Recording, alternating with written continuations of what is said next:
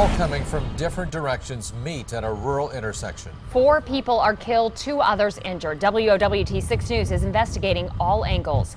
Good evening, I'm Mallory Maddox. And I'm John Nicely. We have team coverage of this tragic story. Lena Tillett and Jessica Gill. Let's begin with Lena Tillett at the scene of the tragedy, 252nd and Highway 36. This is west of Bennington and north of Valley, Nebraska. John and Mallory, this cross was placed here last September, and early this afternoon, the family of Jason Miller placed these 3 crosses here, remembering the latest 4 victims of a crash on Sunday night. And the family tells me something needs to happen at this intersection. Combing through the grassy field, Shauna Shook and her family search for debris and for answers. Don't feel like it's real. Real that her uncle, Jason Miller, and his girlfriend, Amber Wood, were 2 of 4 people killed at this intersection Sunday night. 6 children between the couple. Shook thinks of them. They have to be going crazy and they don't know what to do. And last thing they knew, their mom was coming back. She's not. And she tells us this intersection is to blame. The Douglas County Sheriff says a car with 2 teens ran this stop sign headed northbound on 252nd Street, hitting Wood and Miller's car, which was headed eastbound on Highway 36. And that impact pushed their SUV into another car headed westbound on Highway 36. Shook tells us it's dark and dangerous at night, and speeding is a problem. Chief Deputy Tom Wheeler heard their concerns. 4 people lost their lives last night.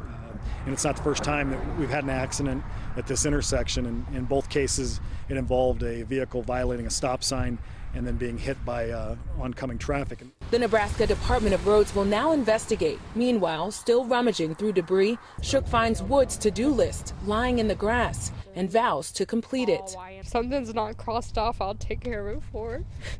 Chief Deputy Wheeler says now the Nebraska Department of Roads, the county engineer, and the state patrol will have to investigate here to come up what they think should be placed here to make it a safer intersection. With photographer MH Danker, I'm Lena Tillett, WOWT 6 News.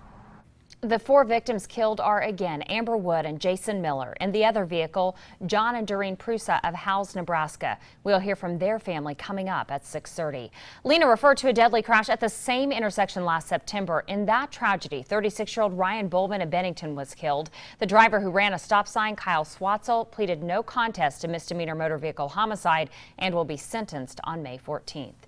The names and conditions of the 2 teens who were in the car that ran the stop sign last night have not been released. And we want to turn our attention back to that situation, what led up to it. So let's go to Jessica Gill, 6 View Live.